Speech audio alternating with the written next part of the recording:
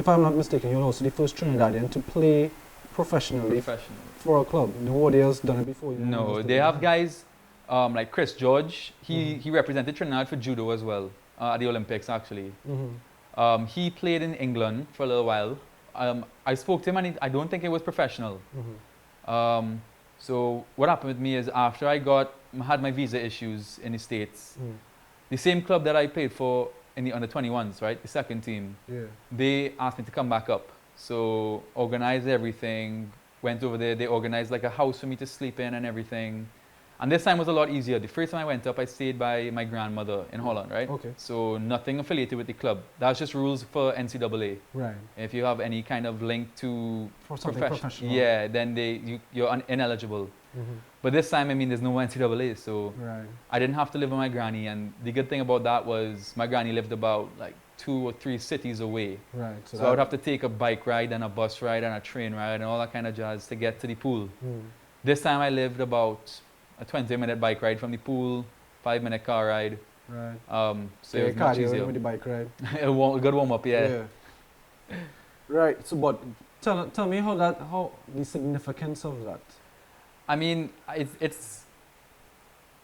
I guess I was real grateful and I thoroughly enjoyed playing over there. You know, like I had a little taste with it before. It's definitely the highest level I've played in Holland. And like in Italy and that kind of stuff, definitely the highest level I've played. But it's more just to try and show like the young guys here, because I've been working as a coach a little bit with like the club, and I coached the national team last year. Right. It's kind of just to show them that like there are avenues for you to exploit, right? Polo is not just a dead end sport where when you're 18 now you have to start figuring out something else that you've dedicated your life to, and now you can't do it anymore. There are other avenues you can exploit. Like I was lucky. I know I had a few links. Like my dad had a few people to talk to and whatnot. But I definitely don't think I just like linked my way through it. I didn't get lucky, and I worked hard for it. And I think that goes to show that the younger kids now, like my biggest problem with the younger kids is the partying and everything. You know, like. Once in Trinidad, it's so small. Once you're like very good at a sport, you get designated a star boy. Yeah. And when you get that star boy mentality, your career goes right down the drain. You know, you start going out to parties, you start getting these free tickets, to come to events and everything, drinking, smoking, whatever. You think they get lost in it? Oh, definitely, 100%. Right. Yeah. So I guess it's just I jumped back in the coaching just to kind of help, because like we have a few kids now who could definitely play away, definitely. And it's just up to them to kind of work hard and try and make it. Right. In the Eredivisie, you know, they see you playing there. They might see that, oh, this player from Trinidad and Tobago is playing great. Might have some more talent down there. Yeah. So you're giving, well, not intentionally, but you're showing the world that hey, Trinidad and Tobago could play this game called water polo. Yeah, and I don't think that was just myself. I think Trinidad showed that. On multiple occasions, I was lucky enough to be part of those teams, but I played with some great players from Trinidad. Yeah. That entire World's team was magnificent. Every player, majority of the players on there ended up going abroad to study. So I think that link was first made with like schools in America. The USA coach saw, because a lot of the time the USA and the Canadian and Brazilian coaches, those are the links between like the smaller countries and the colleges away. So I think that performance to get into Worlds and then our form after Worlds was still pretty high. I think that kind of just showed, created a link between like Trinidadian players and colleges away. So when I was away now in Holland, I mean, we have zero, like they don't even know where Trinidad is over there. Well, like as soon as I got there, I got put in the newspaper for wearing a coat, and the big quote on the newspaper was something about me wearing a jacket because it's so cold and I'm not used to the cold over there. So it's more of they think that we are just a small Caribbean island, you know, we just sit down on the beach all day, as many think we do. I don't want to sit down on the beach all day. Yeah. Yeah, so I mean, I definitely try to organize, well, if COVID hadn't hit, we don't know what would have happened this past summer, but organize for the fellas that I was playing with over there to come down to Trinidad, take a summer, you know, we train, show them the country, whatever, and hopefully start to build up those links. Yeah. But I mean, I was lucky enough to come back right before COVID hit. and haven't heard word from it really since because everybody's just kind of stuck at home. Is there an interest for you to get into coaching after, well, you have your career in water polo? Yeah, I mean, part of the deal when I went across to Holland was to coach. So how the club, I guess it kind of works like a football club over there. Like they have the youth academy, and then they have the under 21s, under 19s, and 21s, and professional team, senior team. So that's kind of just how it worked over there as well. So they had a bunch of junior teams, right? And like the names of the teams were in Dutch, so I wouldn't say them now. But I was in charge of coaching one of the.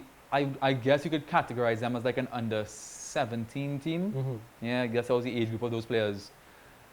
I enjoyed it. I mean, I didn't have to do much. Those kids, just the level of development. Those kids up at 17 are playing like how I played when I was like 19 or 20. You know, they're playing. Their development was just great. So I didn't have to tell them much. You know, they won a lot. I mean, they were doing well before I even reached. So I was kind of just there to like manage more than anything.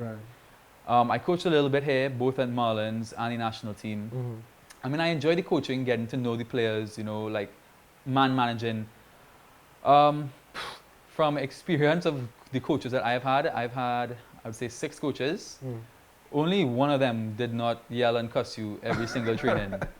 I'm not that kind of person. I'm not gonna cuss. Like, I will get mad at you and then, but I'm not the kind of person to like. Yeah, mild mad. Just well, not just live upset. Yeah. So, I mean, and you need that in the sport. You need that. The sport is 100%. You go full throttle. I mean, I enjoyed coaching. Is this something I'll do later on? I have no idea. Yeah. Or what else do you think that probably might need to be done here to help with the accessibility for a sport like water polo? Firstly, you would have to introduce it to the public. I mean, so many times, you know, like we're coming back from a tournament and thing, walking through the airport, they made us wear these big baggy red pants and these big baggy red jackets. So you're sticking out. So people, and the height of the team was fairly tall. You know, we had some short men like Adrian, but majority of the team was tall. So they would come out, y'all a basketball team? No. Y'all a rugby team? No. Water polo? Water what? We're like, yeah, boy. But I mean, it's starting to get a little more popular, you know, the numbers. Every year you could see the numbers. But that's the problem. It's only in the 2 clubs are rising. So yeah, first thing, you'd need to introduce the sport itself to everybody, right? So you might need a learn to swim program, that kind of stuff, just to get people comfortable with water first. Because I remember I read a survey that like the USA water polo team did a few years ago, and one of the biggest reasons why water polo wasn't so popular is because of a lot of people's discomfort with water. Yeah. So yeah, firstly you need to start a learn to swim program, get people comfortable with being in the water. Secondly, there are a lot of pools in Trinidad. Well, not a lot, but there are pools in every location in Trinidad. As you said, in South. I know they have one in the East. But there's no polo clubs. You know, they have swim clubs. Swimming is fairly popular in Trinidad. But my suggestion would be, because you can't just like pop up a polo club and just start it up on day one. You know, like you can't financially start that. You wouldn't get enough members. So again, another way to introduce it would be like to have these little, I guess, like weekend training camps or something, free of charge to everybody, because you know nobody want to come and pay for something they don't know. So free of charge, of course, and then just even if you don't need to get the national coaches, you know, you just get some of the athletes who already play on the national teams, the under 19s, some of the senior players. Yeah, play a couple of scrimmages. Scrimmages, you know, introduce your sport, or just run a training session, an easy training session, get the kids interested in it. Don't show them the swimming and everything just yet. But show them the sport, let them play the sport for a little bit, interact with the ball in the water, score some goals, and just interact and talk with some of the other like athletes who have played in schools, played on the national team, played abroad, wherever, and start to gain a little bit of interest from the public in the sport.